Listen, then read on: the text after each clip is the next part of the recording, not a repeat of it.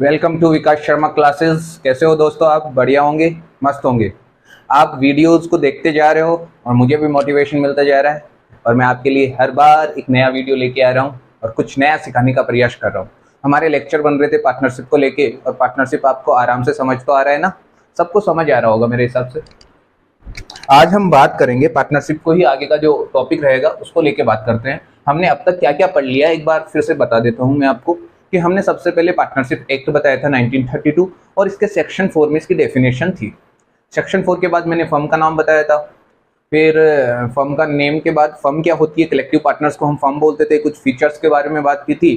फिर मैंने partnership deed बताया, उसके बाद पार्टनर्स कैपिटल अकाउंट को लेकर बात की। और पार्टनर्स कैपिटल अकाउंट में मैंने दो मेथड बताए थे, एक तो फिक्स कैपिटल मेथड का बताया था, एक फ्लक्चुएटिंग कैपिटल मेथड का बताया था। दोनों के बारे में मैंने विस्तार से बता दिया। अगर अभी तक आपने उन वीडियोस को नहीं देखा है तो पीछे वाले जितने भी वीडियोस बनाए हुए हैं मेरे, उनको देखो तो ये समझ में आएगा आपको, आराम आराम से हर बात समझ में आएगी।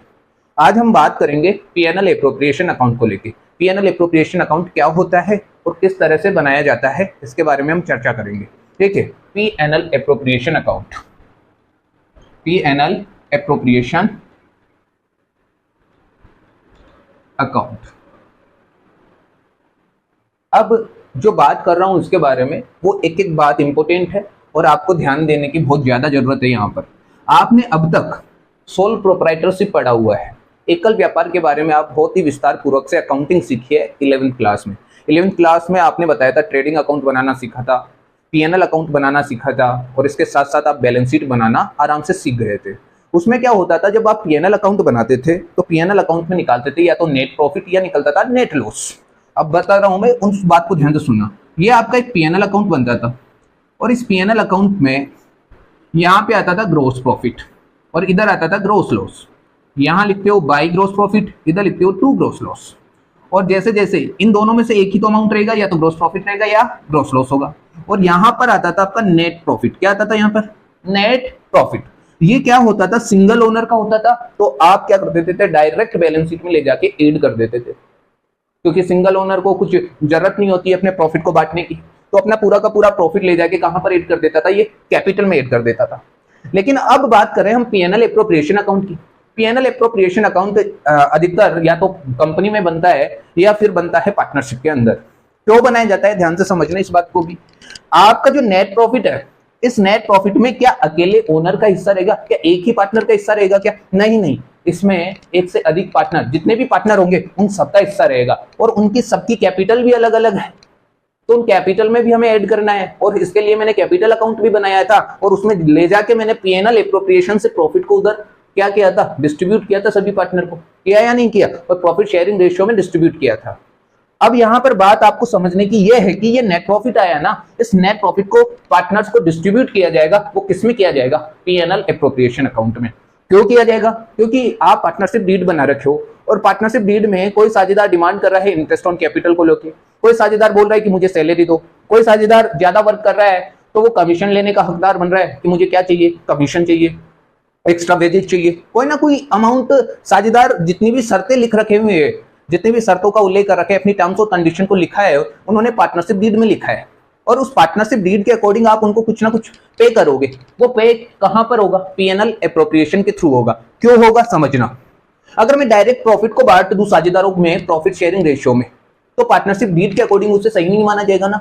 क्यों नहीं माना जाएगा? क्योंकि इसमें से कुछ पहले आपको इंटरेस्ट ऑन कैपिटल में देना पड़ेगा, कुछ सैलरी देनी पड़ेगी, कुछ कमीशन देना पड़ेगा, उसके बाद कुछ बच जाए तो उसे प्रॉफिट शेयरिंग रेशियो में बांटो, तभी तो काम आसान होगा। होगा या नहीं होगा? अब बात कर लेते हैं PNL appropriation account. PNL appropriation account. अब यहां बात आ रही है एप्रोप्रिएशन को लेके। एक तो होता है एप्रोप्रिएशन, एक तो क्या होता है आपका एप्रोप्रिएशन, एक होता है चार्ज्ड। दो शब्द है, एक तो है चार्ज्ड, एक क्या है एप्रोप्रिएशन। इसे बोला जाता है प्रावधान। इसे क्या बोला जाता है? प्रावधान। और इसे बोला जाता है प्रभार। क्या बोलते हो इसे? प्रभार बोलते हैं। अब एप्रोप्रिएशन का मतलब समझना आप। प्रावधान तो प्रोविजन हो जाता है, एप्रोप्रिएशन का मतलब होता है आपका नियोजन। क्या कहलाता है ये? नियोजन कहलाता है। अब ये एप्रोप्रिएशन क्या होता है? ये कोई भी पार्टनर होता है, उसकी कैपिटल और उसके द्वारा किया गया लेबर वर्क, उसके बदले में जो पार्टनर को मिलता है उसकी कैपिटल और उसके द्वारा जो भी लेबर वर्क किया गया है, जो भी वो काम कर रहा है पार्टनरशिप फर्म में, जो भी उसे मिलेगा, जो भी पे किया जाएगा, उसे क्या बोला जाएगा? एप्रोप्रिएशन। यानी ओनर को जो जो वस्तुएं, जो जो पार्टनरशिप से मिलने वाला है, उसे क्या बोलोगे आप? एप्रोप्रिएशन। बात समझ में आ गई? लेकिन इंटरेस्ट ऑन पार्टनर्स लोन को आप एप्रोप्रिएशन नहीं बोलोगे, उसे क्या बोलोगे आप? चार्ज। बताओ, और इंटरेस्ट ऑन कैपिटल क्या है पार्टनर के लिए? एप्रोप्रिएशन है। पार्टनर की सैलरी एप्रोप्रिएशन है। पार्टनर के कोई भी रिजर्व्स है वो भी क्या है? आपके एप्रोप्रिएशन है। लेकिन इंटरेस्ट ऑन लोन क्या है? आपका प्रभार है। प्रभार का मतलब होता है चाहे लाभ हो या ना हो, इन्हें पे करना पड़ता है, लेकिन इन्हें केवल और केवल उसी कंडीशन में पे करना पड़ता है जब आपको क्या हो? प्रॉफिट हो, तो इन्हें पे कर दिया जाता है। चाहे इंटरेस्ट ऑन कैपिटल कब मिलेगी आपको? जब प्रॉफिट होगा तो इंटरेस्ट ऑन कैपिटल दे दी जाएगी। सैलरी कब मिलेगी पार्टनर को? जब प्रॉफिट होगा तो सैलरी दे दी जाएगी। इनका मतलब होता है एप्रोप्रिएशन, और इसका मतलब हो गया चार्ज। समझ में आया? चार्ज क्या होता है? लाभों पर प्रभार का काम करता है ना। चार्ज ऑन प्रॉफिट के ऊपर ये क्या करता है? कार्रवाई करता है। कैसे? यानी प्रॉफिट नहीं होगा तो भी इन्हें तो पे करना पड़ेगा, लेकिन ये एप्रोप्रिएशन का मतलब होता है चाहे प्रॉफिट होगा तो ही देना पड़ेगा। इनको कब देना पड़ेगा? प्रॉफिट होगा तभी देना पड़ेगा। अब समझना इसका मतलब। और देखिए, ये जो प्रॉफिट आया, इस प्रॉफिट को आप कहां पर लेके आओगे? बताओ। आप पे लिखा आपने टू नेट प्रॉफिट, ये पीएनएल अकाउंट का है, तो यहां पे लिखोगे बाई पीएनएल अकाउंट, और ये पूरा का पूरा प्रॉफिट आपने यहां पर लिख दिया। बात समझ में आ गई? अब बताओ, ये प्रॉफिट जो पीएनएल एप्रोप्रिएशन अकाउंट में ये प्रॉफिट रखा हुआ है, ये पूरा का पूरा फर्म का प्रॉफिट है, सभी पार्टनर्स के द्वारा कमाया हुआ प्रॉफिट है। अब समझना एक एक बात बेटा, यहां पर आप लिख लेना, एक तो पर्टिकुलर लिख लेना और अमाउंट लिख लेना। इसका फॉर्मेट क्या है? Particular amount. ये लीजिए, पर्टिकुलर और अमाउंट। देखिए, पार्टनर का पूरा प्रॉफिट यहाँ पे आ गया। अब पार्टनर को क्या क्या मिल रहा है बताओ। कोई पार्टनर अपनी पार्टनरशिप डीड में लिख रखा है कि हमें सभी पार्टनर को क्या चाहिए? इंटरेस्ट ऑन कैपिटल चाहिए, तो ले लो। आपने उनको क्या दे दिया? Interest on capital. ये एक का मिल गया और ये बी को, एक को इंटरेस्ट ऑन कैपिटल हो गया, ये बी का हो गया, ये टोटल इंटरेस्ट ऑन कैपिटल हो गया। समझ में आया नहीं आया? आपने पार्टनरशिप डीड में लिख रखा है कि साझेदारों को क्या दिया जाएगा? इंटरेस्ट, पूंजी पर ब्याज दिया जाएगा। तो ये लीजिए, इस प्रॉफिट का कुछ पार्ट आपने किसमें डिस्ट्रीब्यूट कर दिया? इंटरेस्ट ऑन कैपिटल में। उसके बाद समझो, कोई पार्टनर बोल रहा है कि मैं वर्क कर रहा हूं तो मुझे क्या चाहिए? मैं ही संभाल रहा हूं पार्टनरशिप को पूरी की पूरी, तो मुझे सैलरी चाहिए। तो यहां पे आ जाएगा partners salary account. Partners salary, partner salary में मान ली एक की भी सैलरी हो सकती है और ऐसे ही बी की भी हो सकती है, किसी ना किसी पार्टनर की दोनों की भी हो सकती है और एक की भी हो सकती है, तो मैंने दोनों की लिख दिया पार्टनर सैलरी। यहाँ पे आ जाएगा टू पार्टनर कमीशन। कोई पार्टनर बोल रहा है कि मुझे कमीशन चाहिए, तो यहाँ पे क्या आ जाएगा? Partner commission account. ये लीजिए, पार्टनर का क्या आ जाएगा? यहाँ पर कमीशन आ जाएगा। बताइए, समझ में आ रहा है क्या? कोई पार्टनर बोल रहा है कि ये प्रॉफिट था, इस प्रॉफिट में से पार्टनर को क्या मिल गया? Interest on capital. इसी प्रॉफिट में से पार्टनर को क्या मिल गई? सैलरी मिल गई। इसी प्रॉफिट में से क्या मिल गया आपको? Partner commission. अब मान लो ये प्रॉफिट होता तो ये मिलते क्या? कुछ भी नहीं दिया जाता, क्योंकि ये क्या है? एप्रोप्रिएशन है, ओनर को पे होने वाला है। अगर प्रॉफिट नहीं होगा तो ओनर क्या लेगा? इनमें कुछ भी नहीं लेगा। बात समझ में आ गई क्या? ना तो इंटरेस्ट ऑन कैपिटल दिया जाएगा, ना पार्टनर को सैलरी दी जाएगी, ना पार्टनर को कमीशन दिया जाएगा। अब बताओ और क्या आ सकता है? सर एक और चीज आ सकती है, interest on drawing. Interest on drawing, partner के द्वारा फर्म से कुछ पैसा निकाल लेते हैं पर्सनल यूज के लिए, उसे बोलते हो आप ड्रॉविंग। इस ड्रॉइंग पे फर्म बोलती है पार्टनर से कि हमें क्या दीजिए? इंटरेस्ट दीजिए। तो ये फर्म की इनकम बनेगी ना, और जो भी फर्म की इनकम होगी वो क्रेडिट साइड में आएगी पीएनएल एप्रोप्रिएशन के। तो ये भी फर्म की इनकम है, ये कोई पार्टनर पे कर रहा है, कोई भी पार्टनर हो सकता है, ए भी इस पे करना पड़ सकता है, बी को भी पे करना पड़ सकता है, और ये पूरी की पूरी इनकम किसकी हो जाएगी? फर्म की इनकम हो जाएगी। हालांकि मिलेगा इन्हीं को, लेकिन किसी ने एक्स्ट्रा पे किया होगा, उस एक्स्ट्रा का बेनिफिट अदर पार्टनर को मिल सकता है, नहीं मिल सकता? मिल सकता है ना सर। अब समझना, बैलेंस फिगर से या तो बचा हुआ प्रॉफिट रहेगा, प्रॉफिट जो भी बच जाएगा to profit transfer to partner capital account. कहां पर ट्रांसफर कर दोगे इसे? पार्टनर के कैपिटल अकाउंट में। देखिए, मैंने एक पार्टनर के कैपिटल अकाउंट बनाए थे, एक तो फिक्स्ड से बनाया था, एक फ्लक्चुएटिंग से। जब मैंने फिक्स्ड से बनाया था तो आपको करंट अकाउंट में बाई की तरफ देखो ना, इंटरेस्ट ऑन कैपिटल मिलेगा। ये यहां से कहां पे जा रहा है? पार्टनर कैपिटल अकाउंट में। पार्टनर सैलरी भी मिल जाएगा आपको बाई की तरफ, क्रेडिट साइड में। मतलब बाई का मतलब क्या हो गया? Credit side. आपको पार्टनर का कमीशन भी वहां पे मिल जाएगा। तो सब पार्टनर के अकाउंट में क्या हो रहे हैं? क्रेडिट हो रहे हैं, जमा हो रहे हैं ये सब के सब। अब ये जो प्रॉफिट आया है ना, ये किससे आएगा? बैलेंस फिगर से। किससे आएगा? ये जो भी अमाउंट आएगा, ये वाला अमाउंट आ रहा है बैलेंस फिगर। किससे आ रहा है ये? बैलेंस फिगर से। और ये जो वाला राशि आई है ना, इसे ए और बी को किस रेशियो में बांट दोगे? प्रॉफिट शेयरिंग रेशियो में। किस रेशियो में बांट दोगे? प्रॉफिट शेयरिंग रेशियो में। जो भी इनका प्रॉफिट शेयरिंग रेशियो होगा उसमें से डिस्ट्रीब्यूट कर दिया जाएगा और ये लो, ये अकाउंट क्या हो जाएगा, इनका बंद हो जाएगा। अगर प्रॉफिट नहीं आ रहा है तो क्या मिलेगा आपको, लॉस मिल सकता है बैलेंस फिगर से। तो यहां पे लिखोगे by loss transfer to partner capital, partner capital transfer to partner capital account, partner capital account. ये लीजिए, ये जो आपको लॉस आएगा ये किससे आएगा, बैलेंस फिगर से। इनमें से दोनों में से एक आएगा, या तो प्रॉफिट आएगा या लॉस आएगा। और ए और बी को दे दो, ये दे दिया आपने, ए को मिल गया और बी को मिल गया। तो बताओ ये ऐसे सीधी लाइन खींच लेना आप, ये अकाउंट पूरा आपका सही हो जाएगा एकदम। ये राशि आप यहाँ पे लिखिए तो आपको समझ आएगा। ये लीजिए आपका टोटल अमाउंट, और टोटल में जब भी टोटल करो तो डबल लाइन खींचना है। कितनी लाइन खींचना है, डबल लाइन। बताओ ये समझ में आया या नहीं आया, पीएनएल एप्रोप्रिएशन अकाउंट क्लियर हुआ रहा है क्या। मैं अब आपको नेक्स्ट जो सिखाने वाला हूं, मैं इंटरेस्ट ऑन कैपिटल के बारे में बात करूंगा, पार्टनर सैलरी क्या होती है, पार्टनर कमीशन क्या होता है, इनके बारे में तो फिर भी आपको आ जाएगा, लेकिन इंटरेस्ट ऑन कैपिटल आपको सिखाना पड़ेगा, इंटरेस्ट ऑन ड्रॉविंग आपको सिखाना पड़ेगा। तो इनके बारे में हम चर्चा करेंगे, लेकिन इससे पहले हम सीखेंगे in absence of partnership deed तो फॉलोइंग रूल कौन से अप्लाई होंगे इंडियन पार्टनरशिप एक्ट के, उनके बारे में भी हम 5 रूल पढ़ने वाले हैं, वो चर्चा करेंगे। एक बार इसे नोट कर लो, बहुत आसान सा है ये, जैसे क्वेश्चन करने लगेंगे तो बहुत इजी हो जाएगा।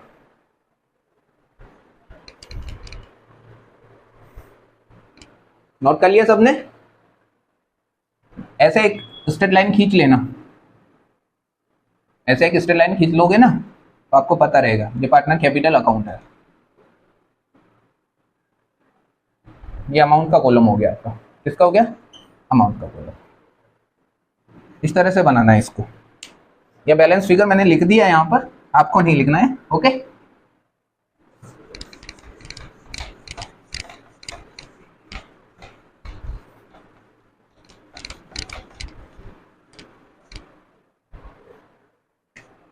अब हम सीखेंगे in absence of partnership deed, in absence of partnership deed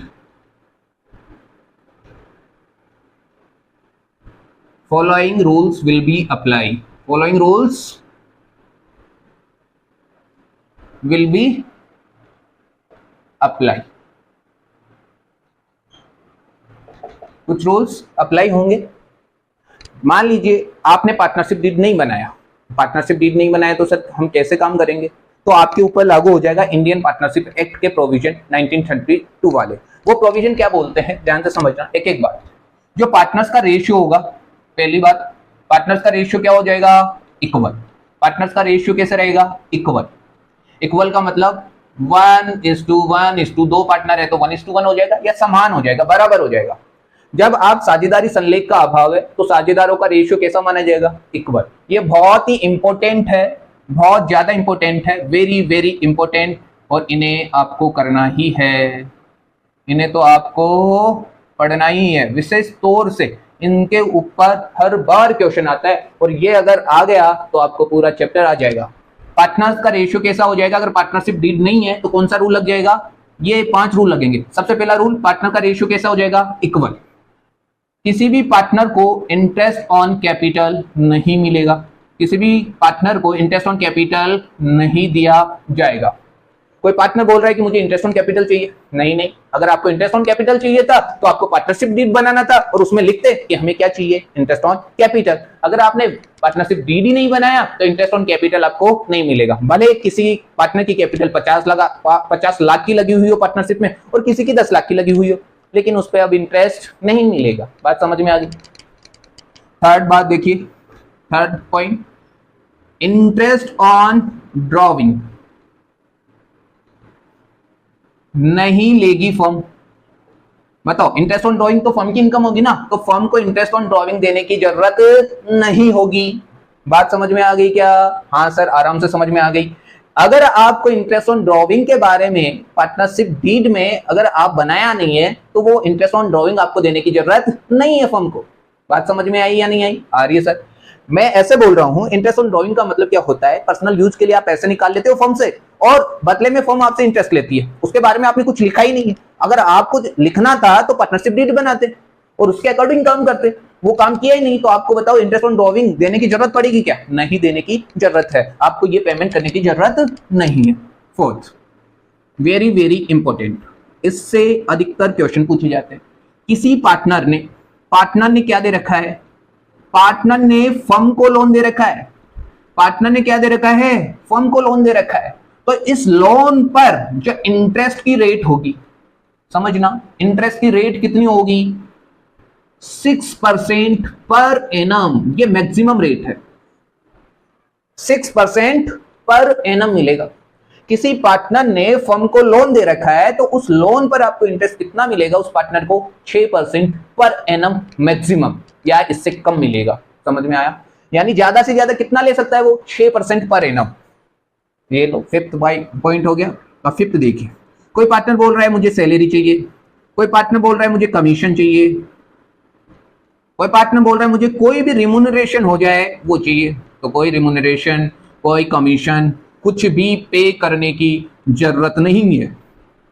अगर कोई पार्टनर डिमांड कर रहा था सैलरी की तो वही पार्टनरशिप डीड बनाते तो आपको सैलरी मिल जाती। पार्टनरशिप डीड बनाते, उसमें लिखते कि हमें कमीशन भी चाहिए तो कमीशन मिलता आपको। अगर आपने पार्टनरशिप डीड नहीं बनाया तो ये रूल्स जो लग रहे हैं ना, 5 रूल्स, ये लग रहे हैं इंडियन पार्टनरशिप एक्ट के। और इंडियन पार्टनरशिप एक्ट बोल रहा है कि आपका रेशियो इक्वल हो जाएगा, ना इंटरेस्ट ऑन कैपिटल देने की जरूरत है इनको पार्टनर्स को, ना इंटरेस्ट ऑन ड्रॉविंग पार्टनर से लेने की जरूरत है फर्म को।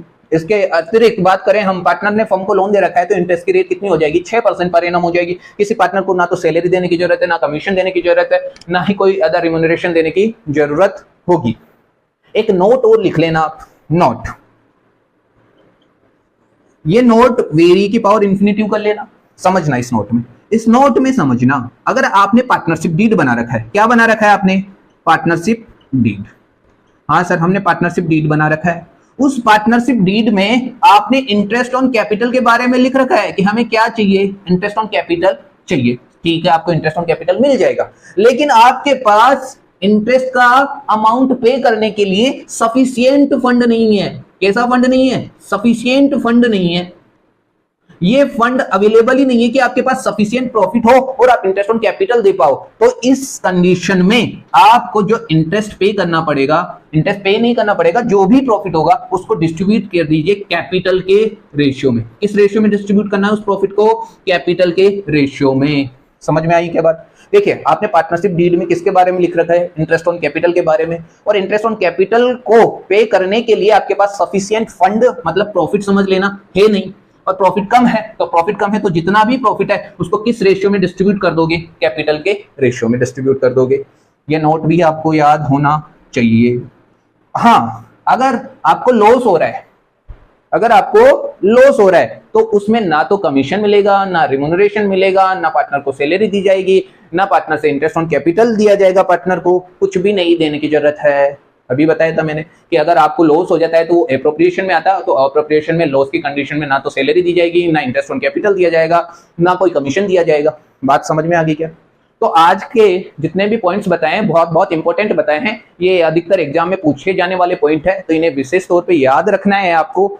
हर बार इनसे क्वेश्चन मिलता है आपको एग्जाम में, हर बार क्या आता है, इनसे क्वेश्चन आता है।